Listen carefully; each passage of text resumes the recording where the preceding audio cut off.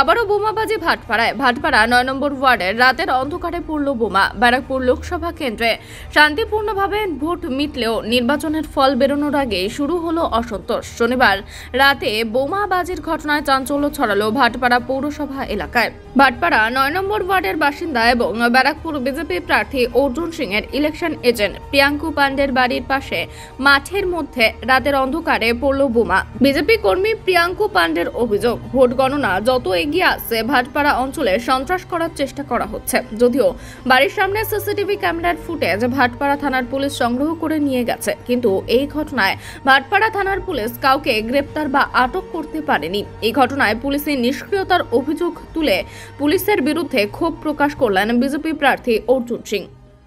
নিশ্চয়ই কারা করবে, তৃণমূল দুষ্কৃতীরাই করেছে। হঠাৎ 11:20 একটা বাইক করে দুজন ছেলে এসে ঠিক আমার বাড়ির সামনে মাঠে বোমা চালিয়ে যায়। সেই ঘটনা পাওয়ার পর আমি যখন নিজেই আসি, আমি নিজের এমপির বাড়িতে ডকুমেন্টারি কিছু কাজ করছিলাম, তখন আমি খবরটা পাই। খবর পাওয়ার পর প্রথমে আমি ভাটপাড়া থানাকে জানাই। ভাটপাড়া থানা পুলিশ টিম বললো আমরা স্পটেই আছি, আপনি আসুন। যখন আসি তখন দেখি এখানে বোমা চলেছে, সেই স্টেল ফিস্টেল সব ওরা অ্যারেঞ্জ করছে, কী পেয়েছে সেখানে।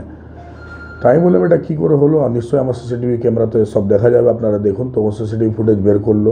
ফুটেজের মধ্যে ওপেন দেখা যাচ্ছে কি বোমা চলার ঠিক 15 মিনিট আগে থেকে সেই বাইকটা সেই দুটো ছেলে 4 বার রাউন্ড করেছে আমার বাড়ির সামনে থেকে। সেইটা কী উদ্দেশ্য হতে পারে? 4 বার রাউন্ড করেছে, তারপরে লাস্টে বোমা চালিয়েছে। তো সেই ফুটেজগুলো ওনারা নিয়ে গেলেন। আমি বললাম কি দেখুন, এটা তো আপনি চিহ্নিত করতেই পেরেছেন, এবার তাদেরকে ধরার ব্যবস্থা করুন। এখন অবধি কিন্তু তারপরে কোনো খবর পাইনি কি হয়েছে। তো পুরোপুরি ঘটনাকে যদি দেখা যায়, আমার মনে হচ্ছে এটা ভয় খাওয়ানোর চেষ্টাও হতে পারে, আর না হলে কোনো চক্রান্ত হতে পারে। কি আছে সেটা তো পুলিশ নিজে থেকে আগে দেখুক, তারপরে আমরা তো নিজে থেকে খবর লাগাচ্ছি কি আছে কি নেই।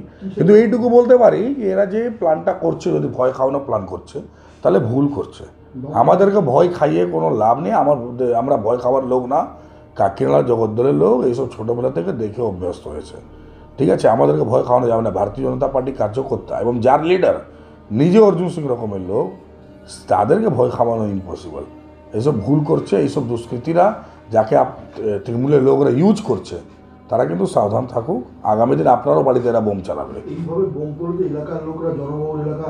নিশ্চয়ই সেটাই হয়েছে। যখন আমি এসেছি পুরো পাড়ার লোক, পুরো এলাকার লোক যে আছে এখানে ভর্তি, কি বোমাটা চললো হঠাৎ করে এরকম চালিয়ে গেছে।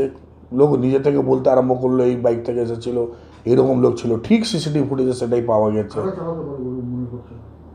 দুষ্কৃতীরাই আছে, আর কে হবে? তাকে সাহায্য করছে তৃণমূলের লোকরা। বারেবার প্রশাসনকে বলছি আপনার এলাকায় সার্চ করুন, এলাকায় একটা আলাদা টিম করে বোমাগুলি যত আছে সেটা উদ্ধার করুন, কিন্তু সেটা হচ্ছে না। সহজভাবে বোমা পেয়ে যাচ্ছে, এত সামান্যভাবে চারদিকে ঘোরার পর বোমা চালিয়ে চলে যাচ্ছে। নিশ্চয়ই পুলিশের গাফিলতি। পুলিশ ঠিকভাবে যদি কাজ করে তাহলে এসব হয় নাকি?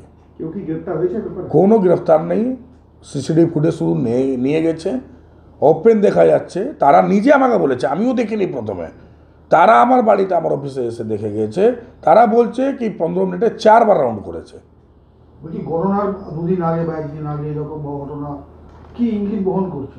ভয় খেয়ে গেছে, আর কিছু নেই। তৃণমূল ভয় খেয়ে গেছে, আর কিছু নেই।